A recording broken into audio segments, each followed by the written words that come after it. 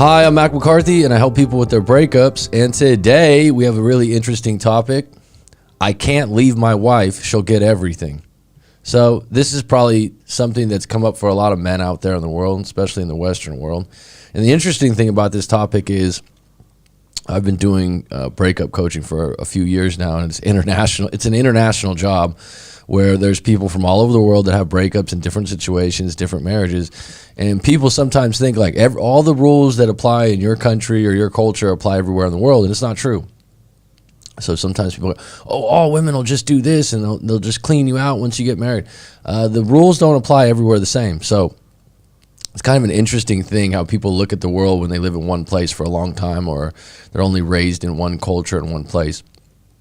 That being said, I have a story to share that's an adaptation of a story someone else shared with me, and it's something I'm going to use in my book coming up. So I thought I would share this. I think it's going to be really good. And today it's not going to be one of these marathon live streams because I do have a live coaching session in about 35 minutes. So, but I got to writing this yesterday, and I thought I'm going to share this today on this, even though this is going to be in the book. Why not share it? Why keep it? And it's a rough draft anyways. It's going to get smoothed over later on, but it's a story. So if you like this video, throw me a like. If you don't like it, that's just fine. It's better to have an opinion. If you want to subscribe, subscribe. If you want to book a live coaching session and fully unpack your breakup, get some clarity moving forward, go to writemac.com, WRITEMAC.com, and send your story in and book a time on FaceTime or Skype, and we'll get to it. If you don't find it useful or helpful, I will refund your money. That is a guarantee. Okay, so today, really interesting topic. I can't leave my wife. She'll get everything. So I've talked about this many times before, this idea of entanglements. I don't know if that's a term that many other people use in relationships, but it's a term I use to describe why people stay in bad relationships, or why people stay with a girlfriend or a boyfriend or a partner, whatever you want to call it, because they're entangled in something that they feel like they can't get out of, almost like a spider web. I've talked about this before. And, examples of entanglements would be, it's a lease you share on an apartment you both signed for, and now someone's leaving, but you don't have enough money to give them their half of the deposit. Now, this might sound like petty. It's like, what do you mean? Well, you get an apartment together. Let's say in some cities, you got to put down $2,000 or $3,000 rent, first and last month's rent, and then you got to put a cleaning deposit. So if you break up, in the back of your head, well, if we break up, I don't have the money to give that deposit, and I'm not going to get the money from that deposit back. That's an entanglement. That's something that is outside of the relationship, right? So let me circle back and explain this. It doesn't really have much to do with the problems in your relationship or the health of your relationship. It's an outside thing that you're entangled in that you go, oh yeah, this too. So another example, it's the business you started together, but if you break up, you don't want to lose all that you put into that business, right? It's your mom that loves your current girlfriend so much, and you love your mom, so you don't want to deal with the fact that your mom would never let it go, that you let go of a good woman or a good girlfriend. That's an entanglement. It's anything that's outside of the three pillars of a relationship. So let's think about the three pillars of a relationship in my book. Trust, attraction, connection. Connection, chemistry. Connection and chemistry would be like your conversations. Do you share a lot of the same viewpoints? You don't have to, a lot of times they say opposites attract. Well, not long term usually. You have to share some similar values and have good conversations and line up. That's connection and chemistry. That's the one thing that comes and goes that people kind of let go of. The number one thing is if you don't have trust, it's very difficult to have a good relationship. Those are the three things that dictate if your relationship is healthy, good, great, grand, wonderful. When you get involved in the shit like, I don't want to break up because if we break up, they'll get half the house and I paid for the house. That's an entanglement because that's outside of your relationship. Does that make sense, Aleph? Yeah. Do you understand what I mean by that? How it gets caught up? Like, it's not really entanglement. Yeah. Well, it's not really your relationship, though. Your relationship when you first started was attraction, which involves intimacy, connection, and chemistry, which involves your conversations, you listening to each other, dealing with problems, and then trust. Can I trust you? Are you going to be there for me? Those are the things that are strong relationship, and that's how you start a relationship. That's how you get married. That's how you move in with someone. But then when you get into these entanglements, when you're like thinking about breaking up, all of a sudden it doesn't become about trust, attraction, or connection. It becomes about, oh, I might lose some money, right?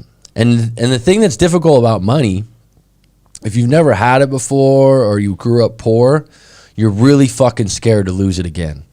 Because all you know growing up is being poor or not having a lot of extra money. So if you marry someone or you're with someone and they better your lifestyle or increase your income or have a better house, you are literally entangled in that part of the relationship that has nothing to do with trust, attraction, or connection. And sometimes you'll hold on to that relationship because of that entanglement. I would say money's number one. I've talked about this before. So the story I was going to get into, we got 3 on deck and 2 likes, so it's a little bit slow today on the live stream. I'd like to get a few more when I start the story because this story is pretty good. It's a good story. I wrote it. Like I said, it's an adaptation of another story that came in a while ago that I've switched up a little bit. But the idea here is when you're in the relationship and you really, things get worse and they get worse. What's up, Nike One? You're just in time, buddy, because I'm going to start a pretty good story here. You things get worse and worse, and you start to think like all you're caught up in is getting out of the net. When I was a kid, I remember I don't think you guys have this here, Aleph, in Thailand, a 6-pack. Like you buy a 6-pack. They have it for beer. They have it for Coke. They don't really have it in Thailand, huh? It's kind of an interesting thing in Thailand. Do you have it, Danny? Yeah, we do. But like lately, I've been seeing like 4-pack. But does the pack come in like a plastic holds the cans together? Yeah. Uh-huh. You understand what I mean? Yeah. Okay, so I don't know why. The reason why when I was a kid, this is when I was, I was like 10 years old. They used to say, if you got the plastic from the 6-pack, I think Nike One and Rob knows what I'm talking about from a 6-pack. You guys are old enough. You'd cut the plastic because a seagull or a bird could get their feet caught in there, like from garbage, right? It wouldn't be like the bird couldn't fly, but I mean, does anyone want to walk around with a piece of plastic around its, right? The bird would be entangled in the plastic from the 6-pack, if you can understand that. Aleph looks a little confused. Yeah, I'm confused with that. The 6-pack, it's like circle, circle, circle, circle, and it holds the 6 cans together. And so I'm saying that if someone throws that in the trash, they just throw it full, right? And birds would get entangled in that, and they'd have to fly around with plastic hanging on them. So when you throw that away, they told you to rip it apart. Does that make sense? So I'm saying you'd have to rip it apart because you'd worry about the bird being entangled, and it's a fucked up thing for the animal. The interesting thing about a relationship, you're rolling around with plastic hanging off your feet all the time with these entanglements where you're like, oh, I can't break up because of this. I can't break up with this, which has nothing to do with attraction, trust, or connection. That's a really interesting thing. Because when you get into the part where I can't leave because she's going to get the house, she's going to get everything that I built, is that attraction, trust, or connection? I guess you could say trust because somewhere in your thick head you thought, well, I trust her because when I bought her this house, it's going to be both ours, but you put everything in her name or you did something like that, right? Which is going to be a part of this story. I'm glad you're on deck, Rob, because I think you're going to like this story. This is going to be a chapter in my book. It's a rough draft here. So you're in for a real treat. I'm going to go through it right now. This might be a part 2 later on because it's a little bit long, the story. And like I said, I got about 25 minutes. I'm cutting it close. So getting into the story, this is a story of entanglements and a story of basically, if I get a divorce here, she'll get everything, which is most men's worst nightmare, right? Right? Which is not really, guys don't really worry about this in Thailand, though, when they're married. Do you think? I think some of them worry about that In too. some cases? Yes. Okay. In a different way, though. It's not necessarily guaranteed, huh? It depends on the dynamic. Yeah, it depends on a lot of case. It's different. Okay. Where in America, it's pretty cut and dry that you're going to lose even if you put up a lot of the money. It's a little different case, I think. Okay. In Thai, we have the rule like, if some of you like, if man cheat on that woman, something for man gotta get to that woman. But if in case, Oh yeah, if it's proven that you cheated, you're dust, right? Yeah. You don't get nothing, but it has to be proven. yes. Isn't that an interesting thing? Yeah, I've heard that before. But if the girl cheat that, she had to. But there has to be proof. Yes. You can't just say she cheated on me. I get everything. So it'd have to be like real proof, right? Yes. That's really interesting. That's actually kind of fair Yeah. in some ways. I mean, you can get mad at that, but if there's proof. Okay, so starting out a long time ago, John was a businessman, a good-looking businessman, a man whom, when you brought him to parties, women would ask, "Who's that?" He was always clean-shaven, well-dressed, and seemed like he got a haircut every other day. John also sat on a fat inheritance that his grandfather had left him. He was minted, but at the same time down to earth. To say he had his pick of women would be an understatement. But as most men do, one day he would meet his match, a lovely lady whom he met at his favorite restaurant and after 8 months of dating, married. She was hot, she was kind, and she was clever. Notice I didn't say smart or intelligent, which he was foolish to believe initially. To see him with her was like watching a child at Disneyland for the first time. His countless smiles and sparkling eyes of glee were almost annoying to those normal human beings around him. John was in love. John was in the honeymoon phase. He would often softly brag about how often him and his wife would make love, even saying they were like rabbits. This would carry on well after marriage as they used his wealth to travel the world for over a year. Then they finally settled down and are back in her home country of Mexico. John loved Mexico and loved her family. He could run his business from anywhere in the world, so he thought it would be just fine. They bought a beachfront piece of land. He put it all in her name because beachfront land could not be held in a foreigner's name, or so he was told. So he didn't think twice when she said, "Just put it in my name." Entanglement number 1. John, of course, paid all the fees, taxes, and high cost of the actual land that was beachfront. John and his wife would soon build a big, beautiful home where his wife would hire friends of the family to be the contractors.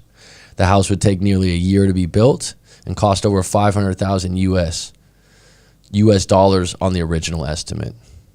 John's wife was no businesswoman, but she liked to believe she was. The problem was that she based everything on emotion and getting the cheapest price possible. She also was highly superstitious and visited a card reader before making serious business moves. The idea of quality work costing more never entered her mind. I said that twice, sorry. John believed that in order to keep the peace with his wife that he loved so much, that even though she had countless failed businesses, he would bite his tongue and give in. He'd let her win. He'd laugh off idiotic business moves as cute. Her businesses were as followed. A tortilla factory she ended up giving to her cousin, which was actually profitable but too much work, her words. A taco stand her cousin ran, but actually lost money for over a year. A coffee shop that she found cute to take pictures with her friends that also lost money and was run by her sister. And even though the coffee shop lost money, the sister always got her full salary. She also talked John into buying more beachfront land and putting it in her name. Entanglement number 2. All the while, John took the financial hits with a smile. After all, he had the money, and his wife made him happy. Most of his close friends would cringe at his wife's frivolous financial behavior, but most men just didn't have the money to support a high-dollar woman like this. In year 3 of his lovely marriage, John and his wife would have a baby. Soon his mother-in-law, 2 sister-in-laws, and 1 brother-in-law would move into his family home. He didn't bat an eye, calling them his family, his mom, his sister, and his brother. He never really complained about them. They treated him with respect and helped raise his daughter. Entanglement 3, 4, 5, 6, and 7. Now, right after the pregnancy, something changed in John's wife. She suddenly didn't want to sleep with him so much, and sex felt like a chore for her and wasn't nearly as good for him. This would be the first time that John would really start complaining about his wife. And it wasn't just the fact that the intimacy was bad. It was now an issue that she was running failed businesses and not good with money. Funny how that works. You don't sleep with me anymore. Well, I've been holding back, but I have to close the bank. His thoughts. Over the next year, John's wife would become more superstitious in her request to be a successful businesswoman. She had a card reader and a shaman who regularly came over to the house and were paid for all their visits. John would complain about this, but somehow respected it as a sort of religious act. Only he knew deep down these individuals that were making house calls were in no way motivated by the values of a solid religion. As the daughter got older, John would see his wife coax him into a failed business after failed business, while also gaining a serious amount of weight. She was never a fan of exercise or healthy food. To be fair, neither was he. But this was a man at one time that could have had just about any woman he wanted. During the night of his wedding, he could not have foresaw her becoming this fat. So what did she do? She turned to repeated surgeries that were expensive and made her more self-conscious. One surgery in particular had given her a nose that resembled E.T. a bit. John was embarrassed.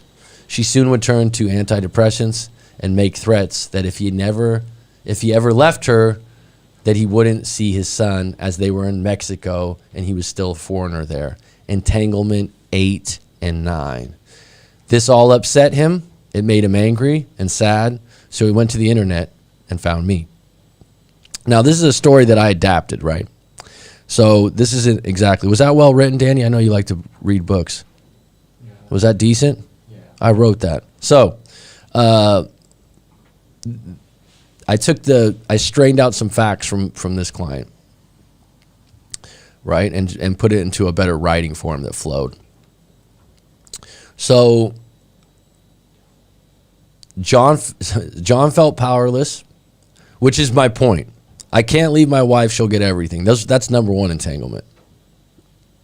John felt powerless. John's money could not buy him out of these entanglements. So this is how I wrote it out. Let's review.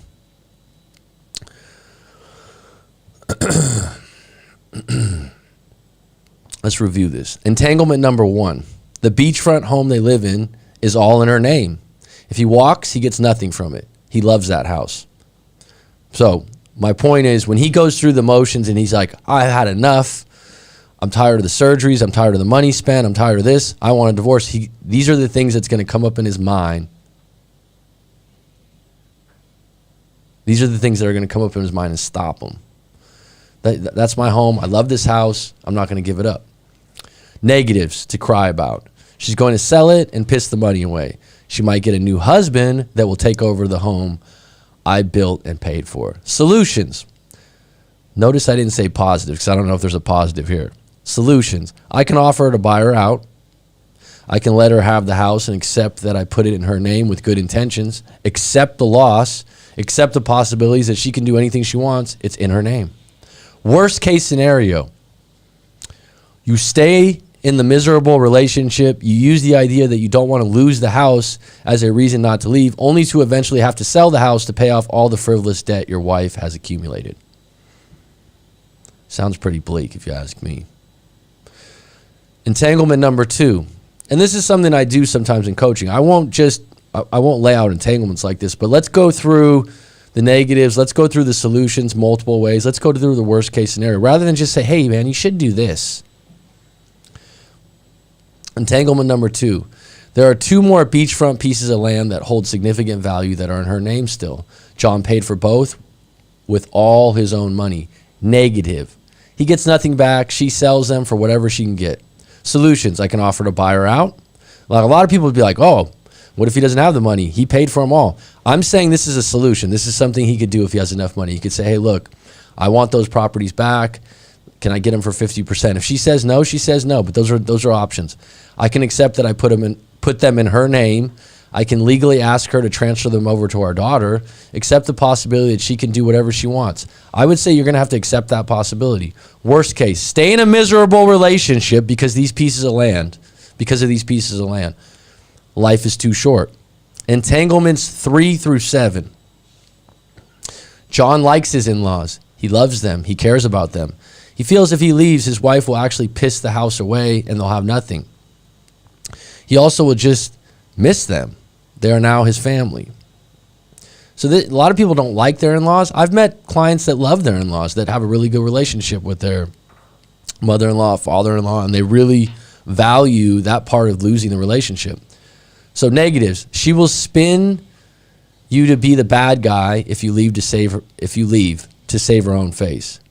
This is very common. If someone is an emotional wreck, a mental wreck, like this individual, which in the end, I don't know if I got to that part where she's on antidepressants. She's most likely she's not gonna tell her family that she did anything wrong, because she's never taking accountability. So the worst thing, she will spin that you're the bad guy. She probably already has set the lines that you're the bad guy. The family will believe her, which is out of your control. You'll lose their respect for divorcing her and not keeping your vows. Those are the negatives. Solutions. You have to accept her family will put her first. You know that you are a good partner, and whatever she says is on her and out of your control. You leave her with the house with the idea that you're also doing it for her family you love. Worst case scenario, you stay in a miserable relationship that gets worse and worse, and eventually she turns the family against you. Anyways. So, entanglement number 8. She's a mental mess. We got the vacuum in the background, huh? Yeah. Go ahead and put the music on in the background. Maybe that'll lightly put the music back on. Worst case scenario, entanglement number 8. She's a mental mess. She's spending worse than ever, now hooked on antidepressants while losing self-confidence daily. Negatives. You're worried about her mental health if you leave. This is a big entanglement for a lot of people. If I leave, she's mentally ill. She might hurt herself. If I leave, she's not capable of making adult decisions around our daughter, right? This is a big one. Negatives. You're worried about her mental health if you leave. Who will guide her to make the right moves? You feel responsible for her. Solutions. You realize she's an adult that's evolved in someone much different than you married. You've made efforts to help her multiple times, but can now accept that you can't save or change her. Tough love in this situation would be the solution, or do you go with enabling her? Worst case, you continue to coddle her and give in to whatever she wants. You validate this by saying it's your wife. It's your duty. She's the mother of your child. Then 5 years down the road, you end up on antidepressants or miserable alcoholic who lost most of the money trying to appease a broken human in the name of marriage. That was deep, wasn't it? Now, what's the best case scenario? What's the best case scenario? The wife changes her ways. She realizes opening businesses is not what she's good at. She takes up some sort of art or exercise like yoga or painting. She lets go of plastic surgery and pills. Does anyone believe that's possible? Right? If that was possible, how would it be possible? I mean, you're listening to what I said, right, Aleph and Danny? So, I mean, and everyone else. I mean, surgery, yeah, but pills, probably not. I mean, this would be the best case scenario, right? Yeah. She, like I said, she realizes because there's a few things here she has problems with. Mm-hmm. And do you think it's possible? It's possible. Yeah. So, what do you think, Aleph? With all your wisdom? I mean, it depends on her ambitious or motivate. Motivate. Good, right? So this is what I wrote. Is this possible? Question mark. Yes, but here's the catch. She needs real consequences to her actions.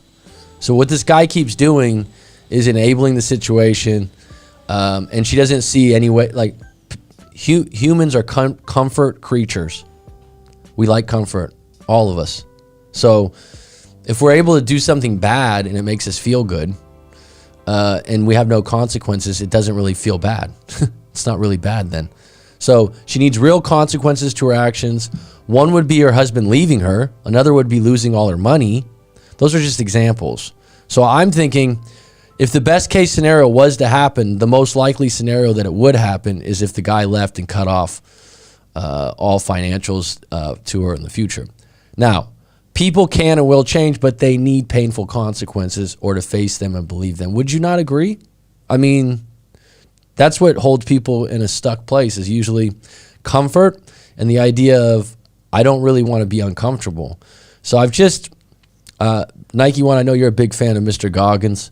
I finally got to the book, You Can't Hurt Me, and I'm listening to it on audio. It's a little annoying that they actually, they put an interview, so they're reading chapters of the book, and then they just stop and they interview Goggins on different parts of the book. It's really strange. It's like anecdotes. Anyhow, Goggins, David Goggins, if you follow him, and You Can't Hurt Me, which is just an excellent book. I'm halfway through it. I mean, it's all about facing the uncomfortable, painful things that you have to get through. And so the only answer here is for him to leave, for her to realize ground zero and who she is. So I wrote this almost like if the great Robert Greene, interpretation. So this is my aerial view. John didn't value his wealth because it was inherited. He believed he was being generous to a loving wife that made him feel better than ever for a couple years. She was the best woman he ever met. But here's the thing. He helped create this monster, this spoiled brat, as he called her. He never set boundaries. He constantly gave in. He avoided arguments. And he didn't really get upset till she provided him with some consequences. If you remember in the story, his consequences were, oh shit, she doesn't want to sleep with me as much. I don't like that. If you remember, that's one of the big ones. You know, right after the kid, all of a sudden she didn't want, that really upset him. Oh shit, things have changed now.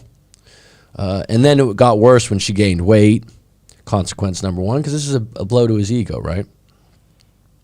Didn't really get upset till she provided him with some consequences, like a sexless marriage with a heavy woman whom overspends and now has a pharmaceutical drug problem. How did she get here? How did she get here? She's stressed from something. No. Or she doesn't take care of herself that much. She didn't get to this point without John's help. Mm-hmm. Think about that for a minute. I mean, plastic surgery is expensive, right? Getting fat and out of shape,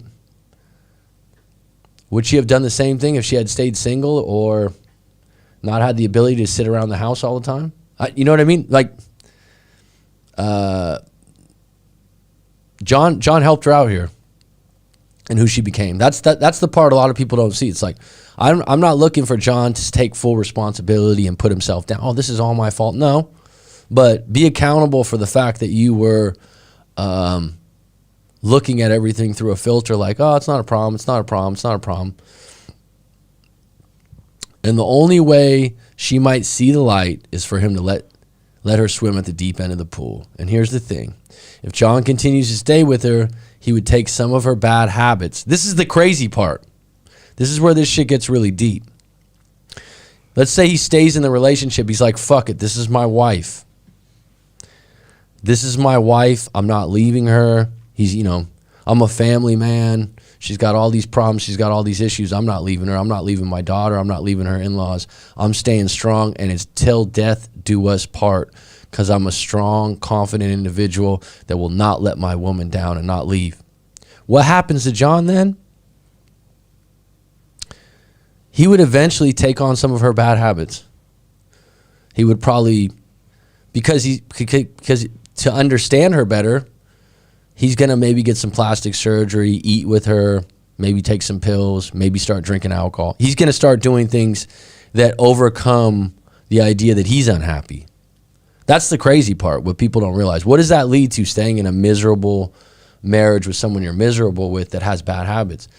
Friends or family. By the way, if you hang out with friends with a lot of bad habits, you're going to if you stay out with them long enough, you're going to take on their bad habits. It's just how it is.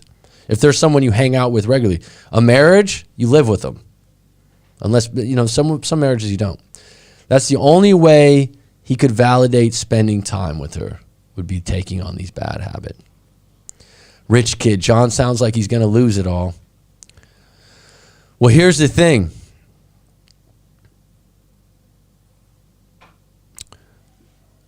I look at it like this. Yep. There's no right answer here, as the vacuum goes on in the background for my cleaning lady. Right? You like that? As the this is because I only got about 5 minutes. I got to call my client pretty soon. Think about it like this. You guys heard I hope Dark Knight, I hope you go back and listen to this story.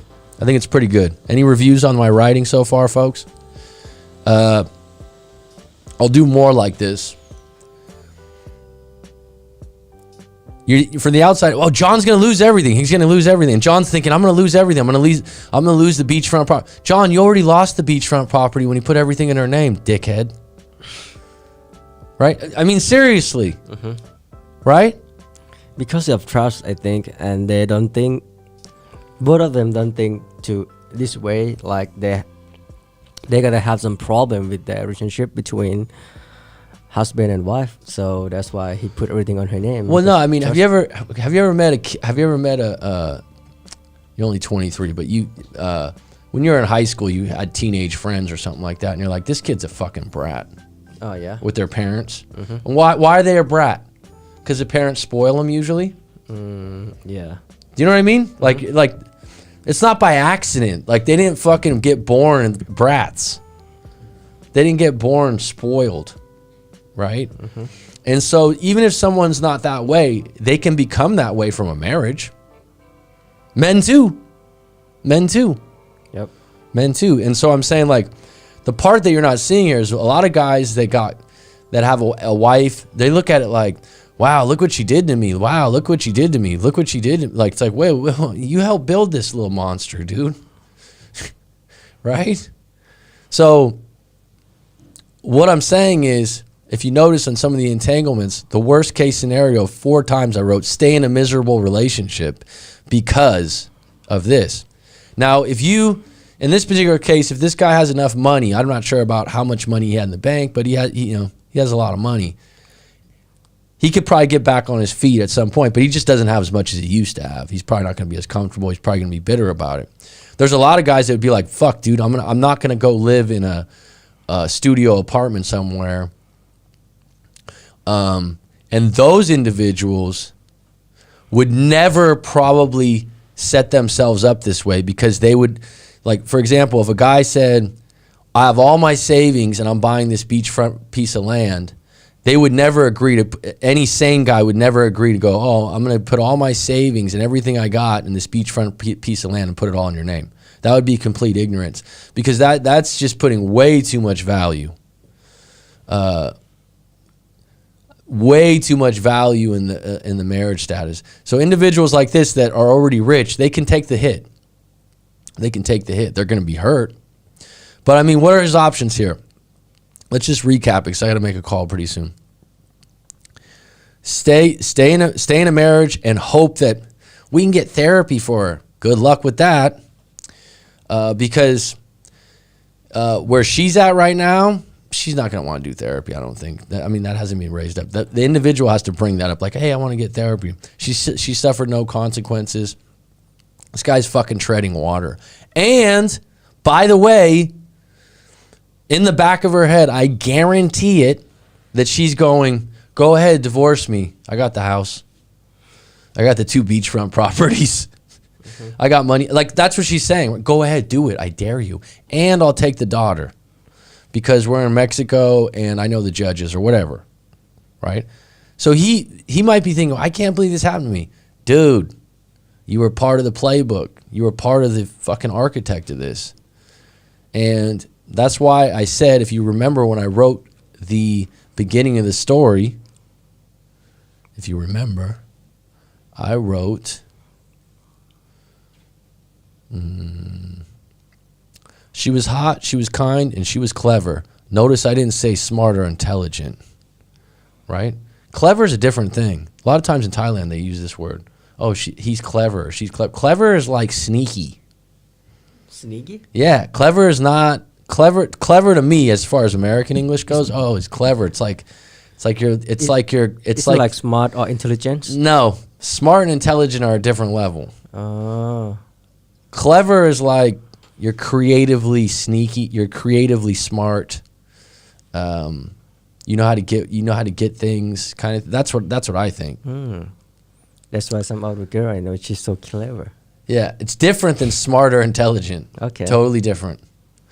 To me. Oh, I just know that. Yeah, I know, because you guys use it a lot. You'll go, oh, yeah, this person's really clever.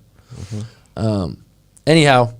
Okay, sorry. No problem. I got to wrap it up pretty soon because I got to call someone on a live coaching. I just think in different way, because sometimes my sister that she live in Bangkok, she call me, you're fucking clever, cruel, huh?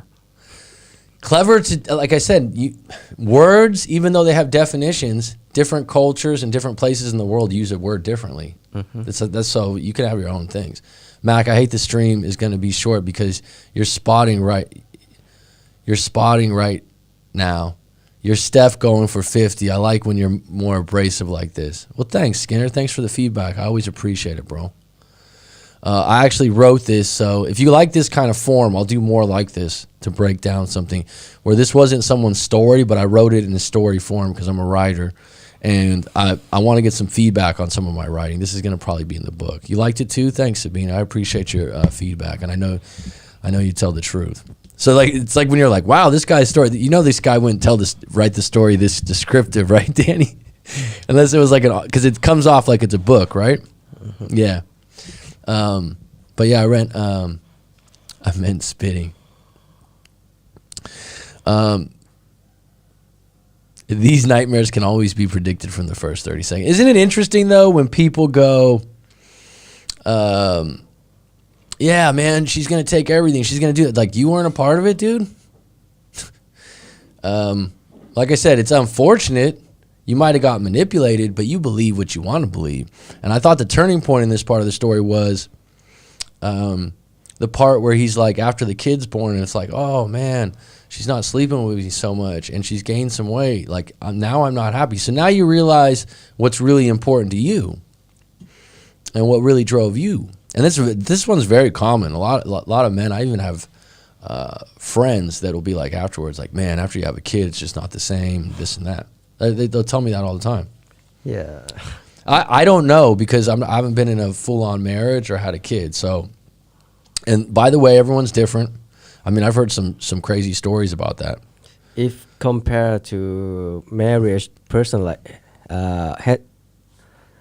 husband and wife, the love life is main course, but sex is dessert.